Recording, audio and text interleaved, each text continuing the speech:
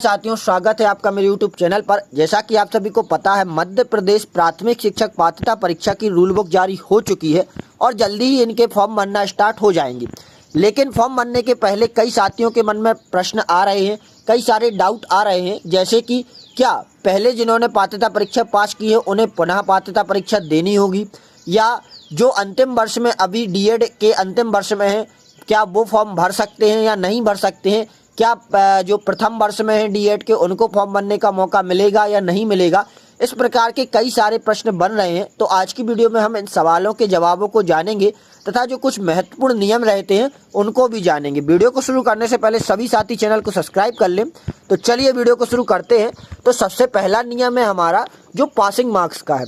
तो आप सभी को पता होगा कि पासिंग मार्क्स के लिए नॉर्मली जो कैटेगरी रहती है जनरल के लिए 60% चाहिए पड़ते हैं, यानी 60%। तो 150 नंबर का पेपर रहता है तो 60% यानी 90 मार्क्स हमें चाहिए पड़ते हैं जनरल के लिए। और जो रिजर्व कैटेगरी रहती है अनुसूचित जाति, जनजाति, पिछड़ा वर्ग, दिव्यांग और ईडब्ल्यूएस वालों के लिए 75 नंबर चाहिए पड़ते हैं, यानी 50% मार्क्स चाहिए पड़ते हैं। तो इससे संबंधी हमारा पहला नियम है कि अनुसूचित जाति, जनजाति, अन्य पिछड़ा वर्ग और आर्थिक रूप से कमजोर वर्ग के अभ्यर्थी जो मध्य प्रदेश के मूल निवासी हो, केवल उन्हें ही 50% न्यूनतम अहर्तारी अंक का लाभ दिया जाएगा जब उनके पास मध्य प्रदेश के सक्षम अधिकारी के द्वारा जारी वैध प्रमाण पत्र उपलब्ध रहेगा। यानी आपके लिए जो आपकी कैटेगरी है उसका एक सक्षम अधिकारी के द्वारा वैध प्रमाण पत्र चाहिए पड़ेगा। यदि आपके पास वह नहीं रहता है तो आपके न्यूनतम जो पासिंग मार्क्स रहेंगे वो 60% हो जाएंगे। आगे हम बात करें तो शिक्षक पात्रता परीक्षा में अहर्तारी अंक प्राप्त करने मात्र से, यानी पास होने मात्र से आप नियुक्ति का दावा नहीं कर सकते। स्कूल शिक्षा विभाग और जनजातीय कार्य विभाग द्वारा निर्धारित नियुक्ति की अन्य समस्त शर्तें पूर्ण करने के बाद ही नियुक्ति की कार्यवाही की जाएगी। आगे यदि हम बात करें तो पात्रता परीक्षा की वैधता कितनी रहती है और क्या 2020 वालों के लिए नियम क्या है, यानी जो पहले पात्रता परीक्षा पास की है तो उनके लिए क्या नियम है। तो शिक्षक पात्रता परीक्षा की वैधता आजीवन रहेगी, यानी आप एक बार पास हो जाते हैं तो आप आजीवन इसी वाली मार्कशीट से अपना काम चला सकते हैं। प्राथमिक शिक्षक पात्रता परीक्षा 2020 एवं इसके बाद आयोजित शिक्षक पात्रता परीक्षा के लिए आजीवन वैधता लागू होगी, अर्थात 2020 में आयोजित प्राथमिक शिक्षक पात्रता परीक्षा में जो अभ्यर्थी पास हुए थे उन्हें दोबारा परीक्षा में बैठने की आवश्यकता नहीं है। आगे यदि हम बात करें तो शिक्षकों के रिक्त पदों पर नियुक्ति हेतु विभाग द्वारा जारी विज्ञापन शिक्षक चयन परीक्षा आयोजित की जाएगी और शिक्षक पात्रता परीक्षा में पास अभ्यर्थियों को शिक्षक चयन परीक्षा में सम्मिलित होना होगा और नियुक्ति के लिए विज्ञापन एवं सक्रिय एवं प्रक्रिया राज्य शासन के कार्यपालिक आदेश द्वारा निर्दिष्ट की जाएगी। भाई ये सभी को पता होगा कि यह पात्रता परीक्षा है, फिर उसके बाद चयन परीक्षा होगी जिसका विज्ञापन जारी किया जाएगा। जो पात्रता परीक्षा में पास रहेंगे उन्हें चयन परीक्षा में सम्मिलित होना होगा और उसके बाद ही यदि वह पास होते हैं तो वह आगे नियुक्ति के लिए दावा कर सकते हैं।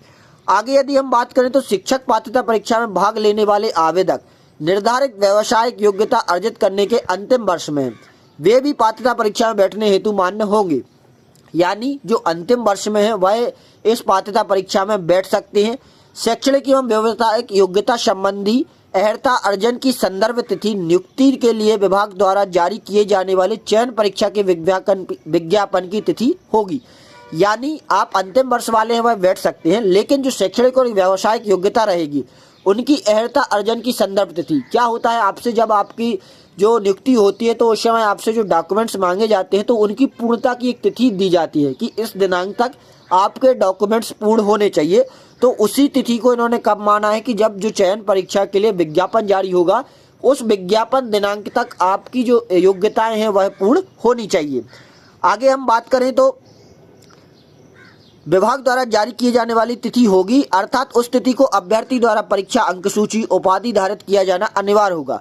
किंतु ऐसे अभ्यर्थी जिनके पास शैक्षणिक एवं व्यावसायिक योग्यता नहीं है अथवा जो निर्धारित व्यावसायिक योग्यता अर्जित करने के अंतिम वर्ष में अध्ययनरत नहीं है उनको पात्रता परीक्षा में बैठने की अनुमति नहीं रहेगी। आगे मतलब जो फर्स्ट ईयर में है जिन्होंने अभी एडमिशन लिया है वो पात्र नहीं होंगे, वह परीक्षा में नहीं बैठ सकते।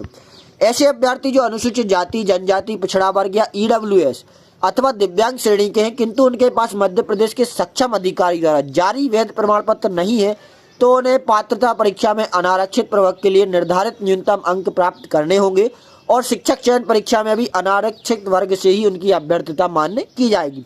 यानी आप भले ओबीसी, एससी, एसटी, ईडब्ल्यूएस, दिव्यांगजन से हों लेकिन आपके पास सक्षम अधिकारी द्वारा जारी वैध प्रमाण पत्र नहीं है तो आपको जनरल यानी सामान्य में काउंट किया जाएगा और उसी से आपकी पात्रता परीक्षा रहेगी और उसी से आपकी चयन परीक्षा ली जाएगी।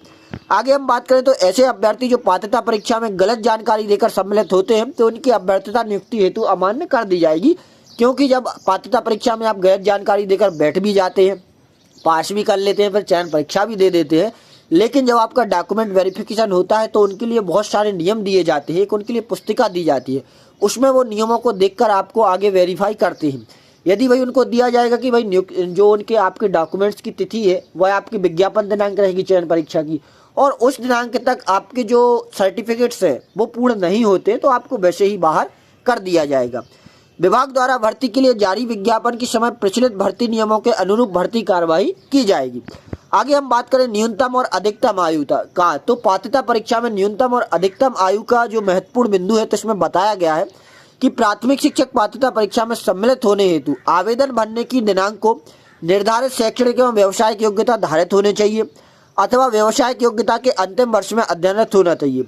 तदनुसार आवेदकों की न्यूनतम और अधिकतम आयु का कोई बंधन नहीं होगा और पात्रता परीक्षा में पात्र अभ्यर्थी को चयन परीक्षा में सम्मिलित होना होगा और चयन परीक्षा के लिए विज्ञापन वर्ष की 1 जनवरी को अभ्यर्थिता की न्यूनतम आयु 21 वर्ष होनी चाहिए और जो अधिकतम आयु रहेगी वह नियम अनुसार रहेगी।